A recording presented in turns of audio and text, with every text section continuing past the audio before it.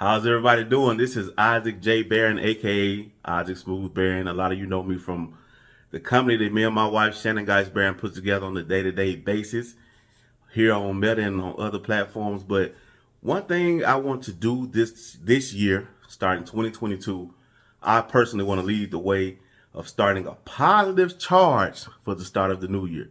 So we know that dealing with the pandemic and everything, and a lot of negativity has been flying around this earth in the past few years. But you know what your boy gonna do today?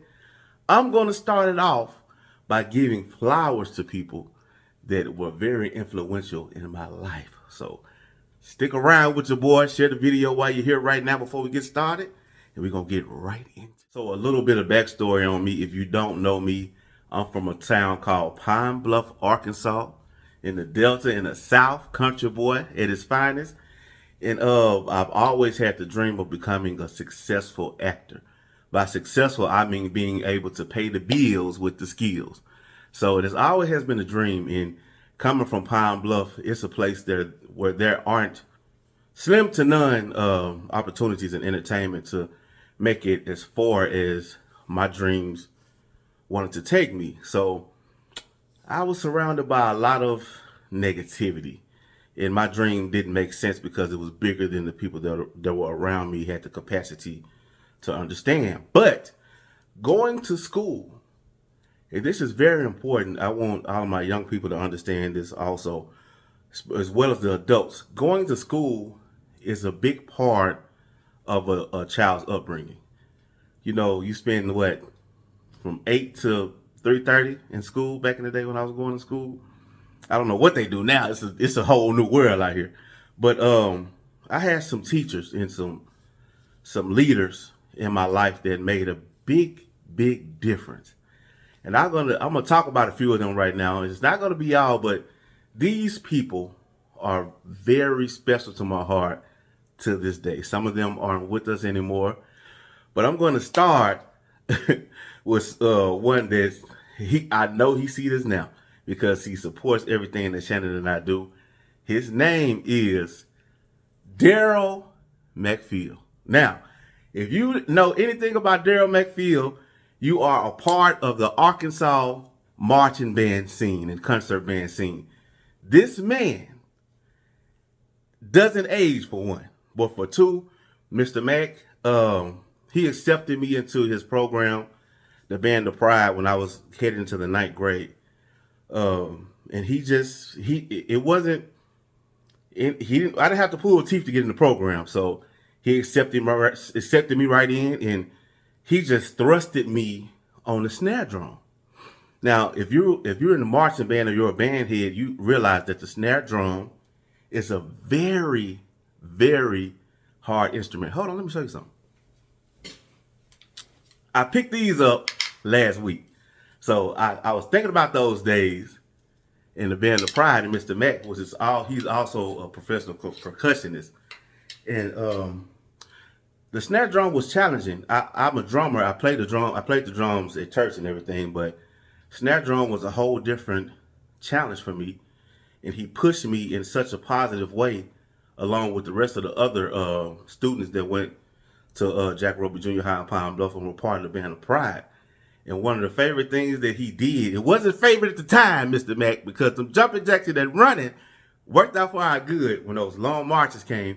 But if this man had to say, send it, I know my Pine Bluff people are saying, shh, right now.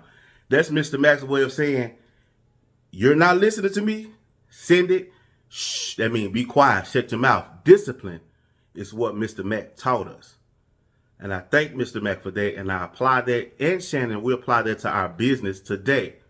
Next, we're going to stick with the band. We have Mr. Carl Lott Jr. Mr. Lott is a person that makes you held accountable for anything that you do. If you want to talk over Mr. Lott, this is his favorite thing. He's just step back. He'll say, okay, y'all go ahead. Y'all know what you're talking about.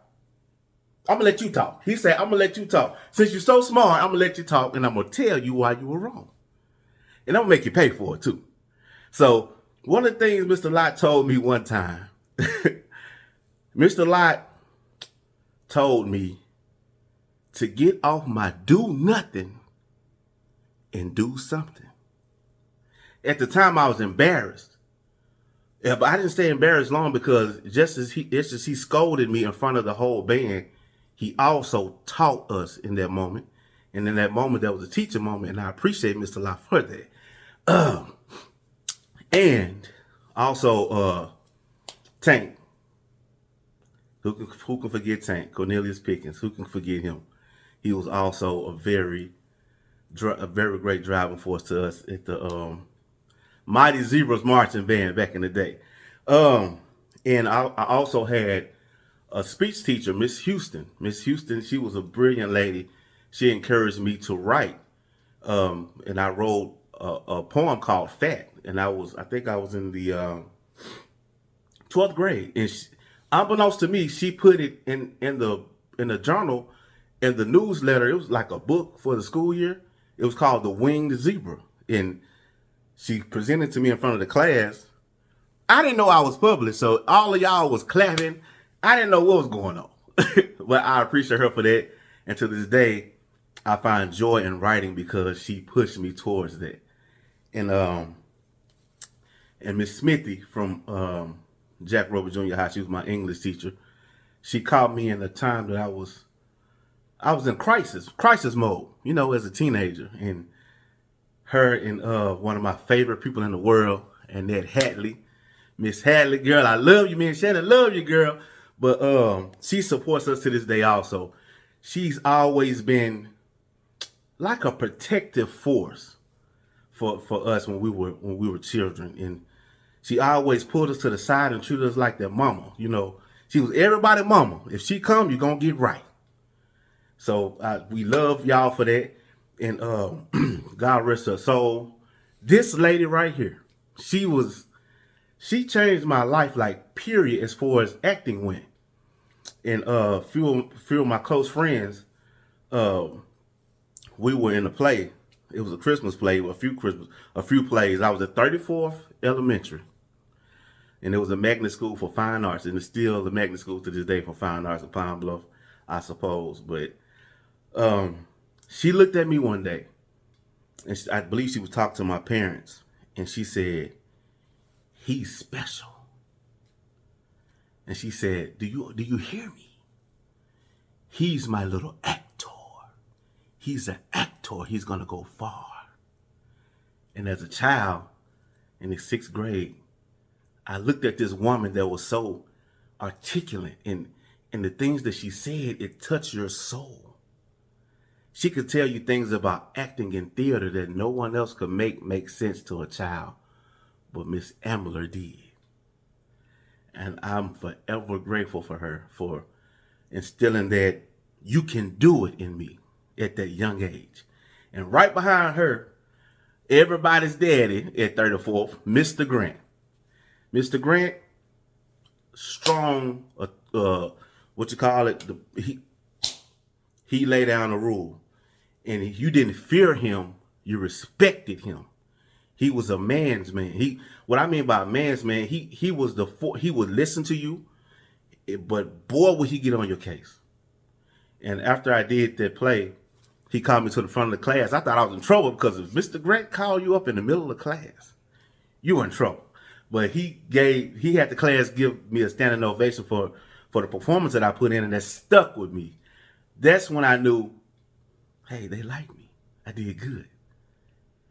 So, Isaac J. Barron, I'm telling y'all, the people that I mentioned, I think about y'all all the time, and I appreciate y'all every day. So when you see me on TV or on social media, just know that I appreciate you all. I love you all, and I want to start a trend. So if you have somebody you want to appreciate, let's make a video. We started off with a smile, baby. Thank y'all. Love y'all. Share this video. Brighten somebody's day. Don't give up.